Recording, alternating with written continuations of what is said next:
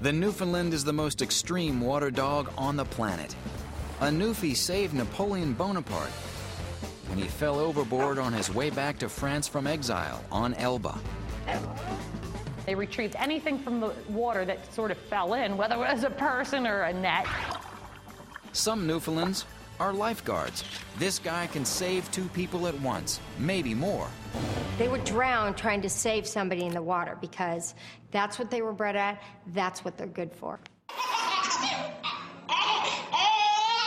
Newfies are natural nursemaids, too. They are probably one of the best, if not the best, dog for children that you could find. Nana, the children's loving caretaker in Peter Pan, was a Newfie.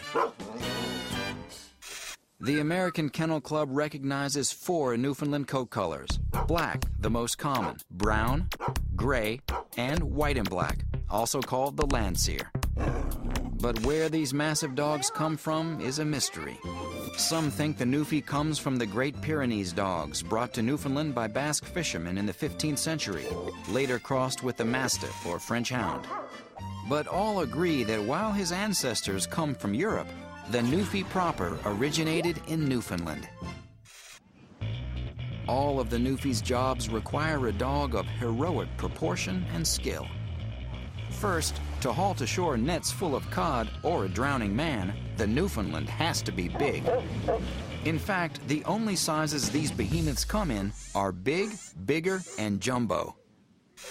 The largest Newfoundland was nearly 6 feet long from nose to tail, weighing in at 260 pounds, the size of a baby elephant. While the Newfie isn't known for record-breaking leaps, his extremely large bones give him mass and buoyancy, while his mammoth musculature provides the power and strength for taking on rough ocean waves and powerful tides. He has an enormous lung capacity for swimming long distances, and a thick, oily double coat that protects him from the chill of icy ocean waters. The Newfie's droopy lips and jowls are a key design innovation. The combination creates convenient passageways that allow him to breathe even when his mouth is full and swamped by waves. In the water, his massive webbed paws give the Newfie maximum propulsion with every stroke. A stroke that is no ordinary doggy paddle. Unlike other dogs, the Newfie moves his limbs in a down-and-out motion, sort of a modified breaststroke. This gives him additional power with every stroke. But their sheer size means they're probably not for everyone. For one thing, its massive size can work against its health. You should really try to watch their weight because orthopedic issues can occur. Grooming is a major concern.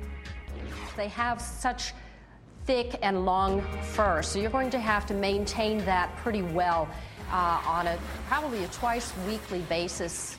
Every Newfoundland I've ever met drools, so you just have to be careful of that. When it comes to the environment, that heavy coat can affect them in the heat. But surprisingly, Newfies can be fairly good city dogs. They'd be okay in an apartment. They don't need a lot of exercise. I mean, they do need some, but they definitely are kind of like a couch potato. When it comes to training, few dogs take to it better than a Newfie. They're very loyal, they're intelligent dogs, and they just want to please you. Newfies flat out win the family category, paws down. On paper, the Newfie looks like this. He can handle apartment living, but doesn't do well in heat. His size makes him prone to joint problems. Grooming the Newfie will keep you busy. One of the most trainable dogs in the animal kingdom, and the very best dog you can have in a family with small children. Very nice. Come on, babies.